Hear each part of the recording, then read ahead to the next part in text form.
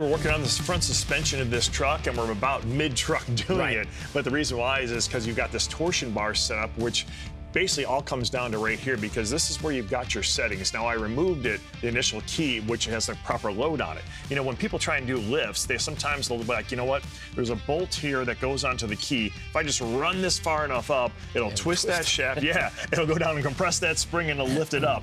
And it'll do that, but it'll also knock your teeth out driving because you lose all dampening of that spring system. Yeah, so we got with Dirt King suspension, and what's pretty cool about this, we've got new keys that are just a little bit different, right? And those keys will allow us to lock everything in there, but maintain the factory specs that are on these bars right here. So we'll get the lift we want, and it'll still be comfortable.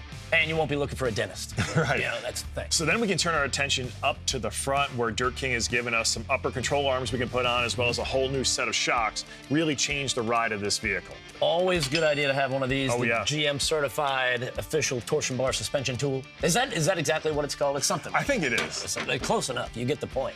But yeah, good to have the right tools when you're doing something like this. Yeah, it's a whole lot safer because remember, this torsion bar's got a lot of load on it. You don't want to have that bolt come flying out at you.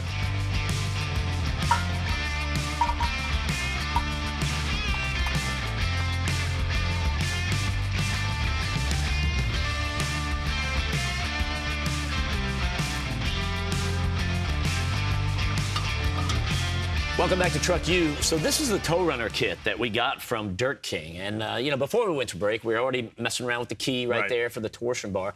And this is the rest of it all laid out, you know, front shocks, rear shocks, upper control arms that you mentioned, too.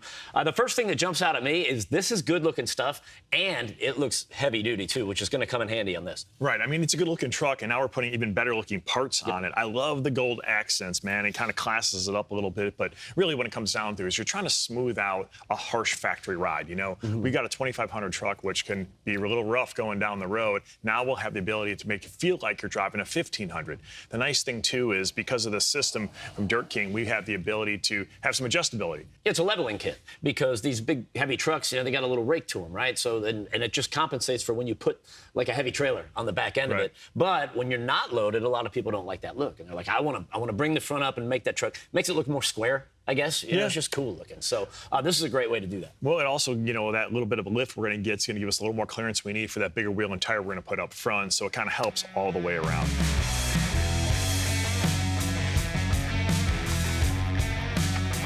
This one. All right, so I've got one bolt in, and we've got one to go, and then we can tighten down this new upper control arm. You notice one thing, I'm wearing gloves. Don't do it often just because I don't like the feel of having gloves. I can't kind of get where I'm trying to go. But the reason why is if you're working on a new GM truck, you'll realize that there is this rust coating that's on it, and it gets everywhere. So do yourself a favor, invest in a whole box of gloves because you're going to need them.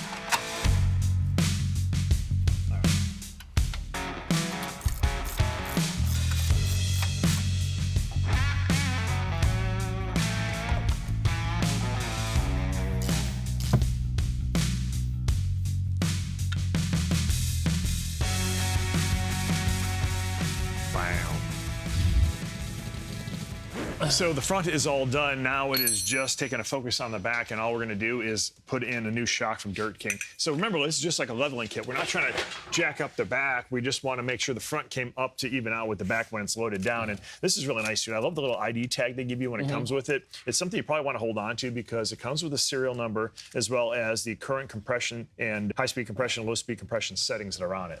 We'll put that in the console with the old oil cap there. I took off a little bit early. Yeah, we'll have like a Ziploc baggie full of this stuff. Now, there's two different ways you can go in terms of adjustment. So you basically, the way you look at it is body lean and stuff when you're going around turns, as well as the adjustment going over bumps and stuff. Now, a lot of people, they'll probably just set it somewhere in the middle, right? But in reality, this guy's not doing a whole lot of off-road. And if he was, we'd crank it up and make it really stiff.